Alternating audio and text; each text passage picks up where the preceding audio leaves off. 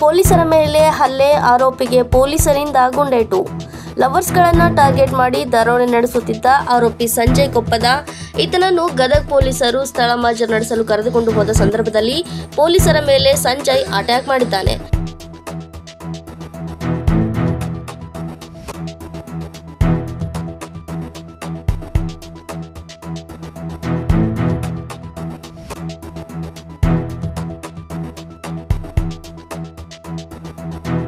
ಗದಗ ತಾಲೂಕಿನ ಲಕ್ಕುಂಡಿ ಗ್ರಾಮದ ಕಣಗಿನಹಾಳ ರಸ್ತೆಯಲ್ಲಿ ಪೊಲೀಸ್ ಸಿಬ್ಬಂದಿ ಪ್ರಕಾಶ್ ಗಾಣಿಗೇರ್ ಮೇಲೆ ಆರೋಪಿ ಸಂಜಯ್ ಹಲ್ಲೆ ನಡೆಸಿ ಪರಾರಿಯಾಗಲು ಯತ್ನಿಸಿದಾಗ ಪಿಎಸ್ಐ ಸಂಗಮೇಶ್ ಶಿವಯೋಗಿ ಆರೋಪಿಯ ಬಲಗಾಲಿಗೆ ಗುಂಡು ಹಾರಿಸಿದ್ದಾರೆ.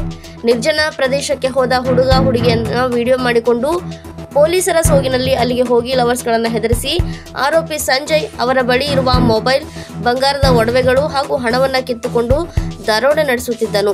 ಸಂಜಯ್ ಕೊಪ್ಪದ ಇವನ ವಿರುದ್ಧ ಕಳೆದ 2017ರಿಂದ 2024ರವರೆಗೆ ವಿವಿಧ ಜಿಲ್ಲೆಗಳಲ್ಲಿ ಹಲವು ಪ್ರಕರಣಗಳಲ್ಲಿ ಪೊಲೀಸರಿಗೆ ಬೇಕಾದ ವ್ಯಕ್ತಿಯಾಗಿದ್ದು, ಈತನ ವಿರುದ್ಧ ಈಗ ಗದಗ ಗ್ರಾಮೀಣ ಪೊಲೀಸ್ ಠಾಣೆಯಲ್ಲಿ ಪ್ರಕರಣ ದಾಖಲಾಗಿದೆ. ವರದಿಗಾರರು ಚಂದ್ರಶೇಖರ್ ಸೋಮಣ್ಣವರ್.